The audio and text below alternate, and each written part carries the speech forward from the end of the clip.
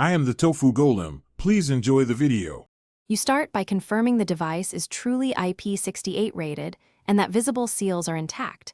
That matters because dust or cracked gaskets break the rating. Power off the device, eject SIM and memory to prevent internal shorts. Once done, carefully dry ports and crevices with a lint-free cloth and use compressed air at low pressure if available.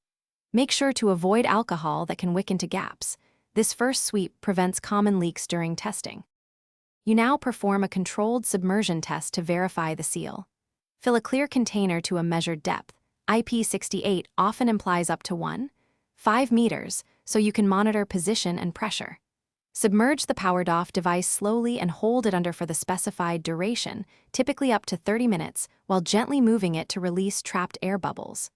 Once removed, shake off excess water and let external moisture drain. This step confirms real-world protection. You finish by drying and verifying functionality. Pat the device dry and wait 10 to 15 minutes before powering up so any surface water drains. Powering too soon risks short circuits. Then inspect camera lenses, speaker grills, and ports for fogging or residue, these indicate ingress. If problems appear, reseat gaskets and SIM trays and use silica gel packs or gentle airflow to dry. Avoid heat like hair dryers that can warp seals. If leakage persists, service is required. Thanks for watching. Consider subscribing if we helped you today.